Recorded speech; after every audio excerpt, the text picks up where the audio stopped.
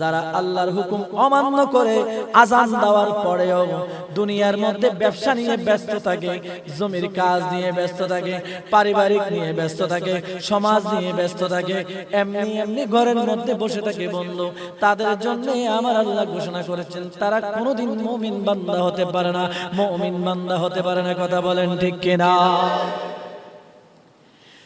ওয়াদারুল by যালিকুম Khairul লাকুম in কুনতুম তা'লামুন। বান্দারে, তোমরা আমি আল্লাহকে স্মরণ করতে করতে আমি আল্লাহর রহমত পাওয়ার জন্য জুমার নামাজে শামিল হয়ে যাও। এটা কার কথা? তাহলে আল্লাহ তাআলা বলতেছেন, বান্দারে, জুমার যখন আযান হয়ে যাবে, দুনিয়ার সমস্ত কাজকর্ম সঙ্গে সঙ্গে বন্ধ করে দিতে হবে। আযান যখন তোমার কানে যাবে, দুনিয়ার ব্যবসা বাণিজ্য, তোমার সমস্ত ধরনের কাজকর্ম, দুনিয়ার মধ্যে যত ব্যস্ততা রয়েছে, সমস্ত ব্যস্ততা তোমাকে সঙ্গে সঙ্গে বন্ধ করে দিতে হবে। বলেন সুবহানাল্লাহ। আর আমরা কি করতেছি? আমরা এখন দুনিয়ার মধ্যে যখন আযান দেয়, আমি আমার অনেক মুসল্লিকে দেখি নিজের জমি নিয়ে ব্যস্ত, নিজের গরু নিয়ে ব্যস্ত, গরুর ঘাস কাটা নিয়ে ব্যস্ত, নিজের দোকান নিয়ে ব্যস্ত, অনেকে নিজের ঘরের মধ্যে বসে থাকে, বউ বাচ্চার সাথে সময় দেয়। কথা বলেন ঠিক কিনা? ওমা কথা কয় না রে, চিল্লা এখন ঠিক কিনা? তো যারা আযান দেওয়ার পরে ঘরের মধ্যে বসে থাকে, তাদের মতো বেঈমান আর একটাও জমিনে নাই। এটা কার কথা? না আমার কথা। আপনারা বাংলা কোরআন শরীফ খুলে দেখুন, সূরাতুল জুমার 9 নম্বর আয়াত। আল্লাহ তাআলা বলেন, ইযা নুদিয়া লিস-সালাহ মিন ইয়াউমিল জুমআতি ফাসআউ ইলা যিকরিল্লাহ ওয়া যারুল বাই। যখন আযানের জন্য ডাকা হবে, সঙ্গে সঙ্গে দুনিয়ার সমস্ত কাজ তোমরা বন্ধ করে দিয়ে তোমরা মসজিদে চলে আসবে। বলে সুবহানাল্লাহ। কিন্তু এই পৃথিবীর মধ্যে 4 লক্ষ জীব রয়েছে। কয় লক্ষ বাবা? কথা কয় না, কয় লক্ষ? 4 লক্ষ জীব রয়েছে এই পৃথিবীর মধ্যে। আমার আল্লাহ রাব্বুল আলামিন 4 লক্ষ জীব বানিয়েছেন। কুকুর আছে না নাই?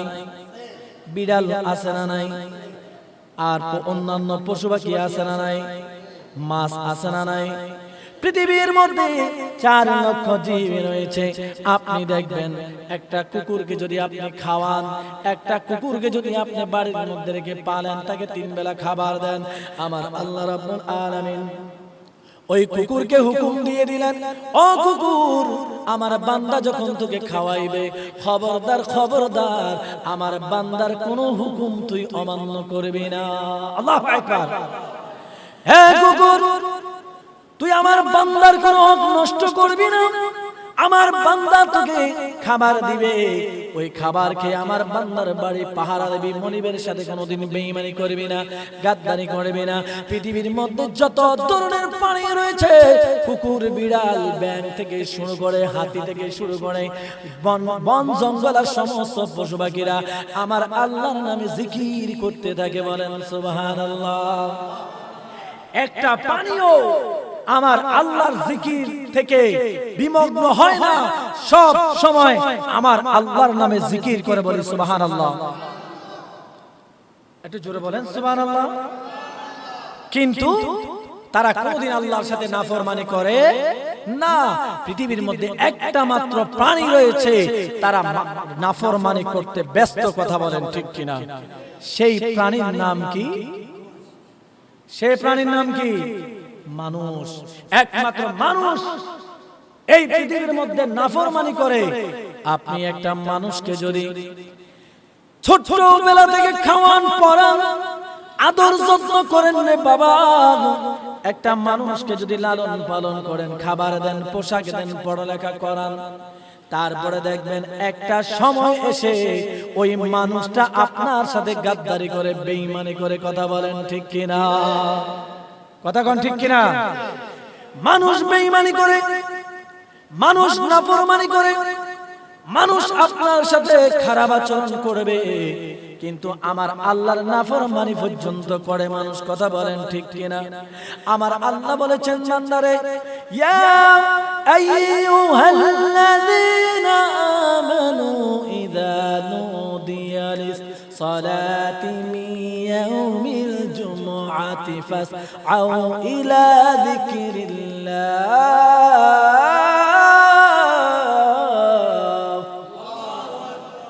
ও বান্দা, ও আমার গোলাম, ও আমার বান্দা, আদরের বান্দারে, যখন জুমার নামাজের আদেশ করা হবে, সালাতের জন্য আদেশ করা হবে, আজান শোনা মাত্র মসজিদের দিকে রওনা হবে জিকির করে করে।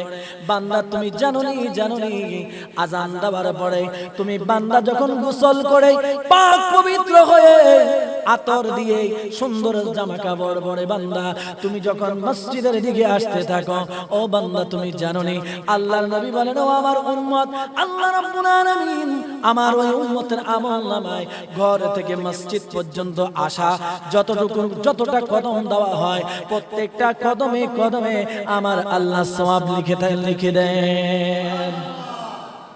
সবাই ঘুমায়, একটু সুবহানাল্লাহ কয় না রে? একটু জোরে বলেন সুবহানাল্লাহ। কার কথা? আল্লাহর কথা। আমরা নাফরমানি করি, জুমার আজান দিলে ঘরের মধ্যে বসে থাকি। ও মুসলমান, কবরে যেতে হবে কিনা? কথা কয় না? কথা কয় না? কবরে যেতে হবে কিনা? তাহলে আল্লাহর আদেশ যদি অমান্য করেন, কবরে গেলে শাস্তি আছে না নাই? কথা কয় না? শাস্তি আছে না নাই?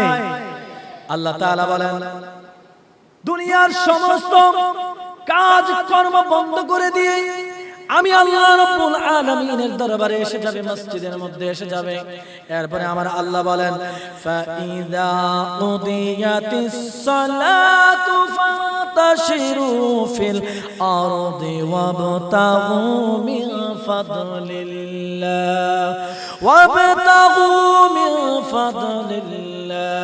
ওয়াযকুরুল্লাহা কাসীরান লাআল্লাকুম তুফলিহুন।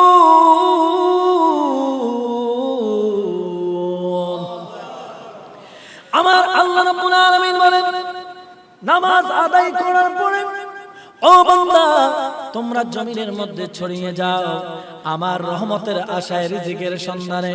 আমি আল্লাহ জিকির করবে আর তোমার রিজিকের সন্ধান করবে, আর আমি আল্লাহ রাব্বুল আলামিনের প্রশংসা করতে থাকবে। এটা জোরে বলেন সুবহানাল্লাহ।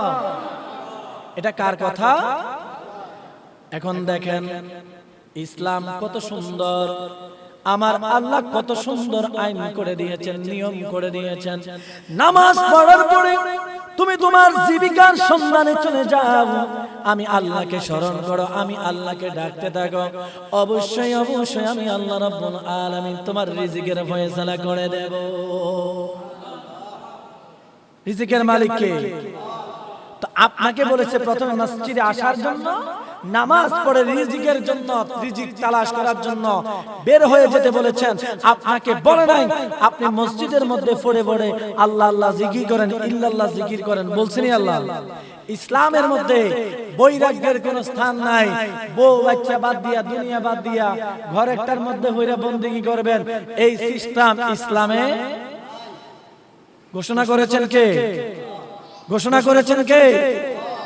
তো যারা ভণ্ডামি করে, বউরে খাবার দেয় না, সন্তানরে খাবার দেয় না, বাপ মারে খাবার দেয় না, তারা যদি বইরে গইয়া লাল শালু বইরা একবার আস্তানা একটা মারে বইয়ে থাকে, সে কি আল্লাহর কোরআনের পক্ষে বললো না বিপক্ষে বললো? আরে কথা কথা, বিপক্ষে না পক্ষে? তাহলে ইসলামের মধ্যে বৈরাগ্যের কোন স্থান, কথা কথা, বৈরাগ্যের কোন স্থান? বন্ধুরে আমার গভীর মনোযোগ, জুমার দিনের অনেক বরকত ফজিলত আল্লাহ রাব্বুল আলামিন কোরআনুল কারীমে একটা সূরা নাযিল করে দিলেন। সেই সূরাটার নাম হলো সূরাতুল জুমা। এত বরকতময় দিন, এত বরকতময় দিন, স্বয়ং আল্লাহ রাব্বুল আলামিন সরাসরি কোরআনের মধ্যে সূরা নাযিল করে দিয়েছেন। বলেন সুবহানাল্লাহ। ও বন্ধু, এই দুনিয়া দুনিয়া দুনিয়া করে করে আমরা আল্লাহকে ভুলে যাচ্ছি, আল্লাহর হুকুম আমরা অমান্য করতেছি, নাফরমানি করতেছি। ও বন্ধু, একবারও ভাবি না ওই কবরের মধ্যে আমাদের যেতে হবে। কথা বলেন ঠিক কিনা? এই জুমার দিন এটা সবচেয়ে বড় ঈদের দিন। বলেন সুবহানাল্লাহ। ইন্না ইয়াউমাল জুমআতি সাইয়্যিদুল আইয়াম বলেন আল্লাহু আকবার। রহমাতুল লিল আলামিন নবী বলেন, সরকারে দু আলম নবী বলেন, ইন্না ইয়াউমাল জুমআতি সাইয়্যিদুল আইয়াম। ও আমার উম্মত, এই জুমার দিন হলো পৃথিবীর মধ্যে যত দিন আছে, যত দিন রয়েছে, সমস্ত দিনের সরদার হলো জুমার দিন। বলেন সুবহানাল্লাহ। একটু জোরে বলেন না সুবহানাল্লাহ। সমস্ত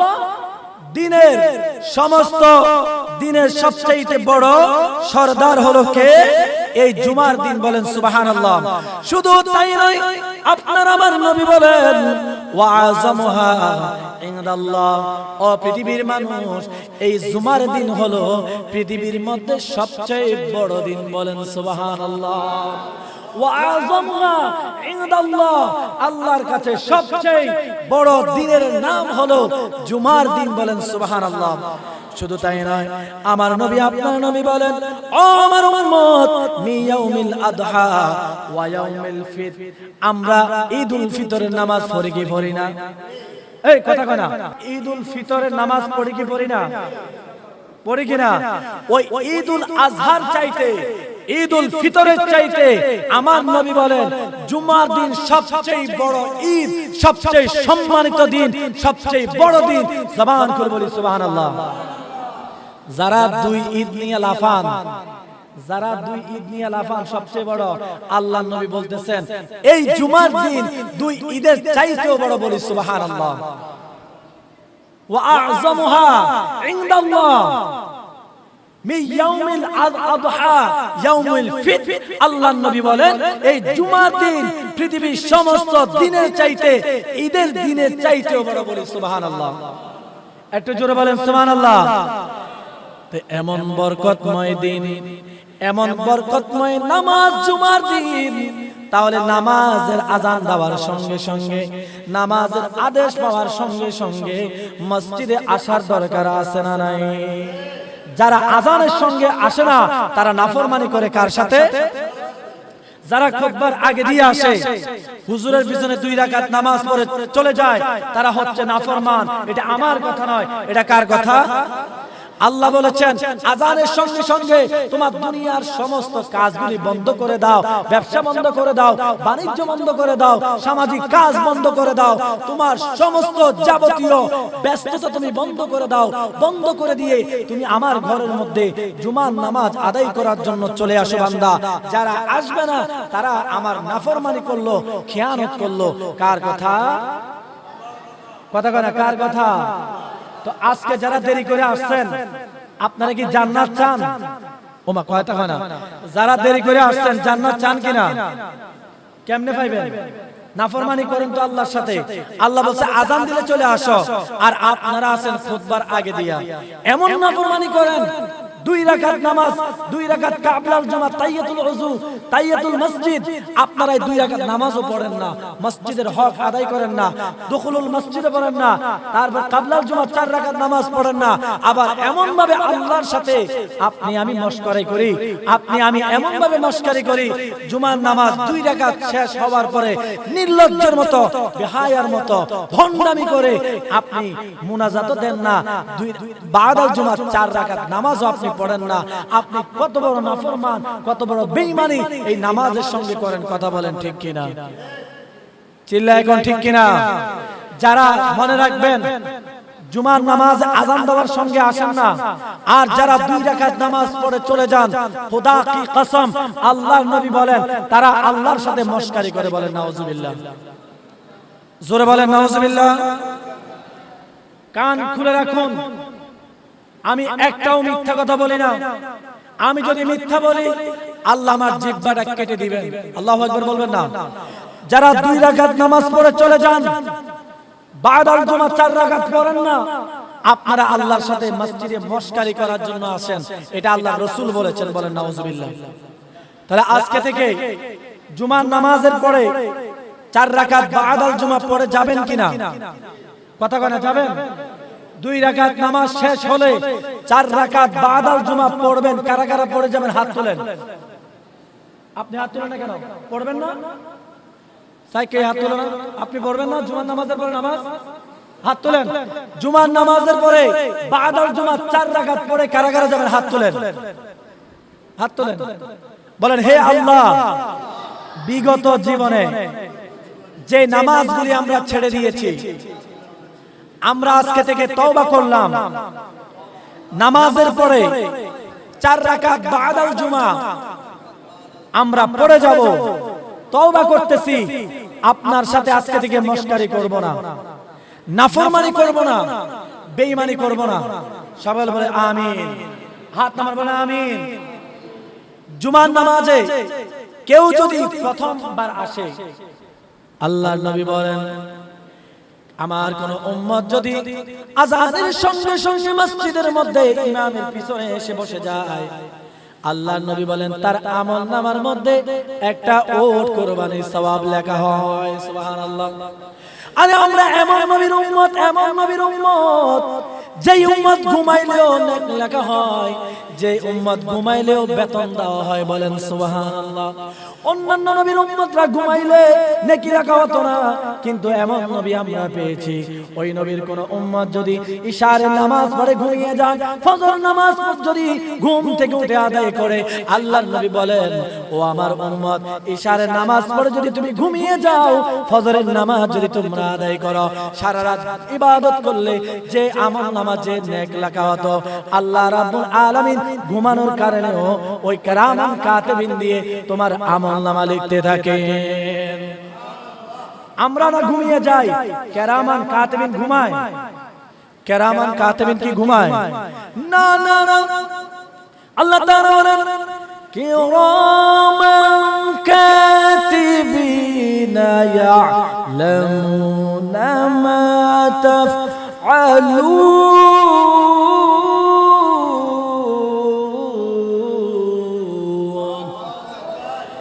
কিরামান কাতিবিন আল্লাহ নিযুক্ত করে দিয়েছেন, আপনি যখন ইশার নামাজ পড়ে ঘুমাবেন, ফজরের নামাজ পর্যন্ত আমার আল্লাহ আপনার আমলনামায় নেকি দান করবেন। সুবহানাল্লাহ। একটু জোরে বলেন সুবহানাল্লাহ। তাহলে মসজিদে আসবেন জুমার দিন কোন সময়? ইমাম সাহেব নামাজে যখন দাঁড়াইবো তখন, ঠিক কি না? ইমাম সাহেব যখন নামাজে দাঁড়াইবে তখন মসজিদে আসবেন জুমার দিন। কেন? আরে কথা কয় না। ইমাম যখন খুতবা দিবেন, এর পূর্বে আপনারা আযান দেওয়ার সঙ্গে সঙ্গে মসজিদে আসবেন, দুখুলুল মসজিদ পড়বেন, তাহিয়াতুল ওযু পড়বেন, 4 রাকাত কাবলাল জুমা পড়বেন। অবশ্যই ঈদের দিনে যে সওয়াব পাবেন, এর চেয়ে 3 গুণ বেশি আল্লাহ সওয়াব বান্দার আমলনামায় দিবেন। বলি সুবহানাল্লাহ। তাহলে আযান দিলে দুনিয়ার সমস্ত কাজ বন্ধ করবেন কিনা? ইনশাআল্লাহ বলে না। আযান, জুমার আযান দেওয়ার সঙ্গে সঙ্গে দুনিয়ার সমস্ত কাজ বন্ধ করবেন কিনা? অনেকে কয় করতো না, বন্ধ করবেন কিনা? বলেন ইনশাআল্লাহ।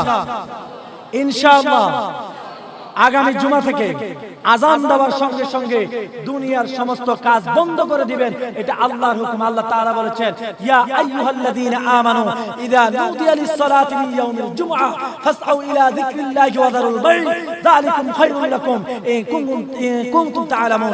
আল্লাহ তাআলা বলেন, আযান দেওয়ার সঙ্গে সঙ্গে দুনিয়ার সমস্ত কাজ বন্ধ করে দেওয়া আমি আল্লাহর আদেশ। বলেন সুবহানাল্লাহ। আল্লাহ তাআলা আমাদের প্রত্যেককে বুঝার তৌফিক দান করুক। সকলে বলে আমিন।